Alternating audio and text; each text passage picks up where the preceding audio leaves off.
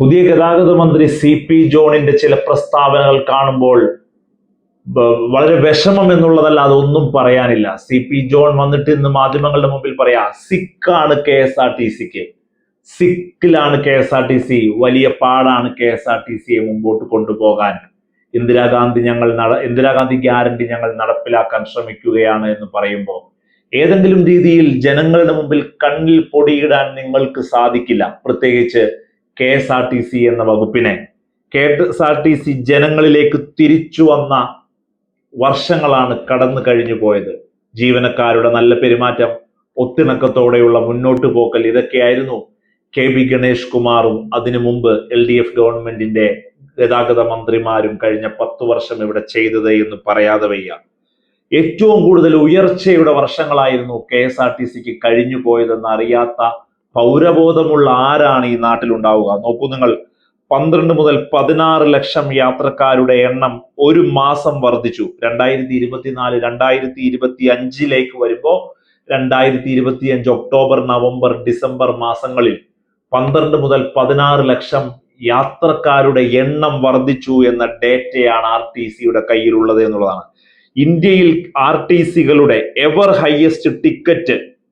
Highest ticket വരുമാനം 12,18,00,000 രൂപയാണ് വെറും 4 മാസം മുമ്പ് റിപ്പോർട്ട് ചെയ്തത് എന്നത് കൂടി നമ്മൾ കൂട്ടിച്ചേർത്ത് വായിക്കേണ്ടതാണ്. പെട്രോൾ പമ്പിൽ നിന്നുള്ള വരുമാനം, കടമുറികളിൽ നിന്നുള്ള വരുമാനം, ഇതെല്ലാം കൂടി നോക്കുമ്പോൾ 13,02,00,000 രൂപയുടെ വരുമാനം, ആകെ വരുമാനമല്ല, വരുമാനം വർദ്ധിച്ചു എന്നുള്ളതാണ് RTCയുടെ ഡേറ്റ എന്നുള്ളത്. അടച്ചുപൂട്ടലിൽ പോയ KSRTCയെയാണ് ഇടതു സർക്കാർ ചേർത്തു നിർത്തി ജീവനക്കാരെയും ഒരുമിച്ച് കൊണ്ടുവന്ന് മുമ്പോട്ട് കൊണ്ടുപോയതാണ്. എത്ര ഉദാഹരണങ്ങളാണ്, സോഷ്യൽ മീഡിയയിലെ വൈറൽ വീഡിയോകളാണ് നമ്മൾ കണ്ടു കഴിഞ്ഞു പോയത്. ജീവനക്കാരുടെ സമയോചിതമായ ഇടപെടലുകൾ, ജീവനക്കാർക്ക് ഗതാഗത മന്ത്രി നേരിട്ട് അവാർഡുകൾ കൊടുക്കുന്നത്, നാളെങ്ങുമില്ലാത്ത രീതിയിൽ KSRTC ചർച്ചയായ വർഷങ്ങൾ. 2023 12-ാം മാസം 9,06,00,000 രൂപയായിരുന്നു KSRTCയുടെ വരുമാനം. 2023 12-ാം മാസം. 2025 9-ാം മാസത്തിലേക്ക് എത്തുമ്പോൾ, KB ഗണേഷ് കുമാറിലേക്ക് എത്തുമ്പോൾ ഇടത് സർക്കാരിന്റെ തന്നെ മറ്റൊരു നേട്ടമായി 10,19,00,000 രൂപ എന്ന ഇന്ത്യയുടെ ഒരു RTCയുടെ ഏറ്റവും വലിയ ചരിത്ര നേട്ടത്തിലേക്ക് എത്തിക്കാൻ ഗണേശനായി എന്നുള്ളതാണ്.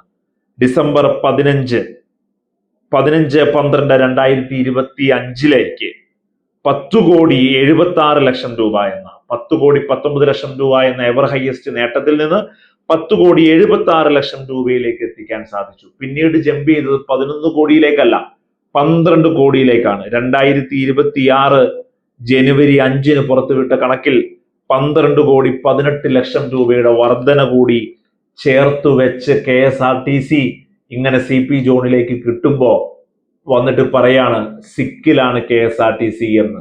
നിങ്ങളുടെ നാട്ടിൽ വലതു മുന്നണികൾ ഭരിച്ചുകൊണ്ടിരുന്നപ്പോ ഗതാഗത വകുപ്പ് പോയതുപോലെ ഒന്നുമല്ല പോയത്. കൃത്യമായ പരിഷ്കാരങ്ങൾ, നമ്മൾ ആരും കണ്ടിട്ടില്ലാത്ത രീതിയിലുള്ള ബസ്സുകൾ, വലിയ രീതിയിലുള്ള ബസ് റൂട്ടുകളുടെ എണ്ണങ്ങൾ, കൃത്യമായി പ്രൈവറ്റ് ഗവൺമെന്റ് സെക്ടറുകളെ തരം തിരിച്ചുള്ള കൃത്യമായ ഇടപെടലുകൾ, ഇതെല്ലാമാണ് KSRTCക്ക് ഇത്രയും വലിയ ഉത്തേജനം നൽകിയത് എന്നുള്ളതാണ്. ഈ ഡേറ്റകളെ മുഴുവൻ മറന്നുകൊണ്ടാണ് CP ജോൺ മാധ്യമങ്ങൾക്ക് മുമ്പിൽ നിന്ന് കള്ളം പറഞ്ഞത് എന്ന വസ്തുത കൂടി നമ്മൾ കാണാതെ പോകരുത്.